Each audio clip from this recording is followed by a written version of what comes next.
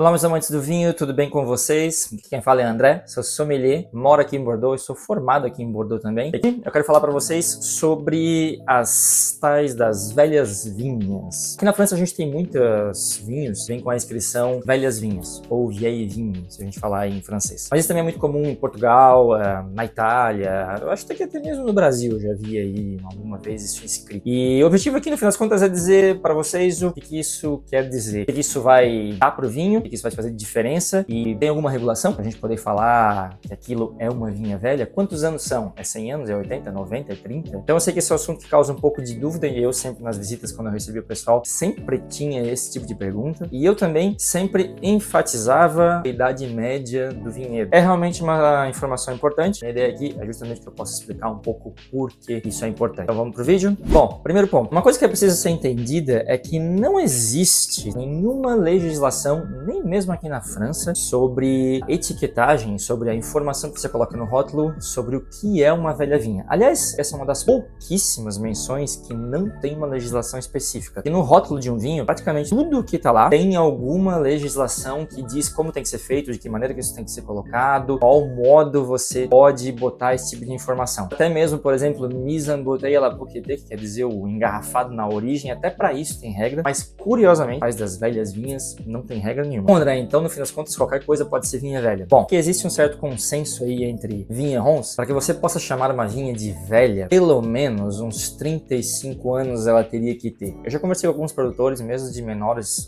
produções, e até mesmo de Grand Cru Classé. E em termos assim técnicos, seria isso. Agora vamos tentar explicar para vocês o porquê que uma vinha mais velha, ela é importante, porque em geral ela vai dar um vinho mais qualitativo. Tem algumas explicações, não é apenas uma delas. As vinhas elas são bastante aí como nós humanos, tá? Quando elas vão tendo esses 35, 40, até 50 anos, como se elas estivessem realmente no seu ápice de produção, em termos qualitativos, quantitativos também. Quando você tem, por exemplo, um vinhedo e você está gerenciando ele, você tem uma idade média aí nessa casa, é como se você tivesse o seu ápice em termos de produtividade e qualidade. Uma velha vinha, geralmente ela está muito mais enraizada, ela está muito mais adaptada àquele clima, àquela situação, então ela vai estar mais resistente às próprias intempéries do tempo e ela tende a produzir uvas muito mais qualitativas, muito assim num sentido muito mais de eficiência. Ela vai produzir relativamente menos, mas muito mais qualidade. Agora isso não quer dizer que uma vinha aí quando ela tem 50, 60 anos que ela não vai estar produzindo uma relativa boa quantidade. Eu já vi velha vinha, posso dizer para vocês que elas conseguem produzir aí uma quantidade interessante. O que pode acontecer é que elas vão ficando cada vez assim de novo, né, como os humanos, elas vão ficando cada vez mais sensíveis. Vai ter que evitar, por exemplo,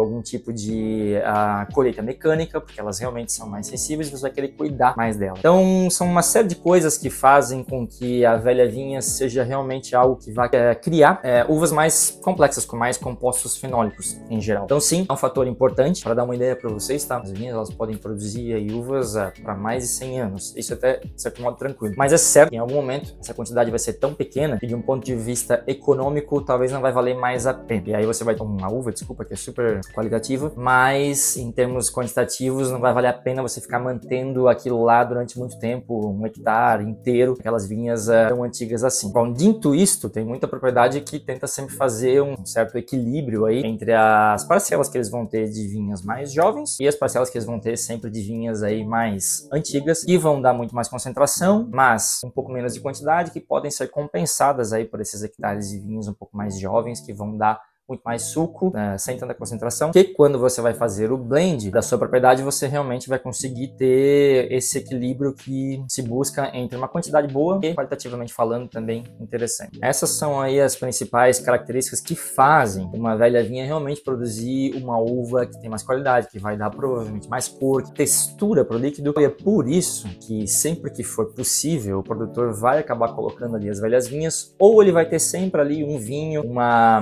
cuvée, que a gente fala aqui na França, especial, no qual ele vai deixar essas velhas vinhas para fazer algo mais diferenciado, porque de fato são vinhos diferentes. Eu posso falar isso para vocês porque eu já tive essa experiência de degustar um vinho direto de uma barrica que veio de uma parcela mais jovem e de uma barrica que veio de uma parcela mais antiga, a mesma casta, ok? Por exemplo, um Cabernet Sauvignon, e é impressionante a diferença que dá em termos de profundidade, de textura, cor e principalmente de aromas. É bem interessante. Não é só isso que influencia, evidentemente, tem a questão do terroir, tem a questão própria de onde está estabelecida a parcela, mas bem na verdade, isso vai realmente ter um fator aí importante de um vinho que vai ser mais denso, que vai ter mais complexidade, que a gente vai ter mais prazer ao beber. E agora que você entendeu aí o que faz uma velha vinha com relação ao vinho, e para que a gente também não fique aqui no seco, né? Eu vou experimentar aqui um vinho de velhas vinhas. Deixa eu ver se vocês conseguem ver aqui, se eu não consigo. Ganho foco, porque é difícil achar. Acho que vai ser impossível. Bom, mas enfim, esse aqui é um vinho Domaine de Rosier, é um Moulin à Vin, é um Beaujolais. Tá escrito aqui, eu vou colocar a imagem depois na tela. E aí, vinho. O Moulin à Vin é um vinho que eu gosto bastante, a denominação de origem é bem interessante, é um cru do Beaujolais. Beaujolais é uma região aí que tem crescido cada vez mais, tá? É um vinho super agradável, é uma delícia. O Gamay é geralmente sedoso, tem uma textura bem fácil e agradável, agrada muita gente. Talvez aí, provavelmente, nos últimos 15, 20 anos, tem sido aí uma das regiões que mais tem crescido em potencial de fazer vinhos realmente bem complexos. Caiu no gosto das pessoas e dos sommeliers, e hoje você tem aí vinhos do Beaujolais que são bem interessantes, e é uma região que é bastante histórica, então tem muito vinhedo lá realmente com vinhas antigas. Eu até tentei procurar informações sobre esse vinho aqui para entender um pouco quais eram a idade média das vinhas. Eu posso dizer para vocês que se tem um lugar que realmente tem muitas vinhas antigas, Beaujolais está sendo plantado lá já há muito tempo, e enfim, vou gostar disso aqui com vocês, então eu vou abri-lo. Aqui é uma cuvée, é um vinho jovem, é 2023. Eu gosto de fazer o barulhinho. O Gamay não é lá uma das castas mais colorantes, tá? Ele não é tão claro quanto o Pinot Noir, mas fica mais ou menos ali nessa faixa. E aqui a gente vê um vinho que realmente, uma coloração, embora seja jovem, já vai sempre ser mais violáceo, ele tem realmente uma profundidade já de cor mesmo, que já indica que se trata de um vinho que tem um pouco mais de densidade. Vamos ver aqui pelo aroma. Super potente, o aroma do Gamay, que eu adoro, é aquela fruta bem fresca, é bem morango, é framboesa. O Beaujolais é uma região que fica no norte da França, perto da Borgonha, inclusive logo abaixo da Borgonha. Ele tem essa característica de produzir esses tons herbáceos que são super interessantes. E bom, nariz, super bonito, tudo que eu esperava de um excelente Gamay. 2, visual confirma aquilo que a gente estava vendo ali com densidade e realmente bastante cor, de uma vinha que realmente dá uma uva que é mais concentrada. Embora isso possa ser feito também na vinificação, mas o estilo de vinificação do Beaujolais não é de extrair demais, então isso aqui vem realmente da uva. E vamos ver em termo gustativo.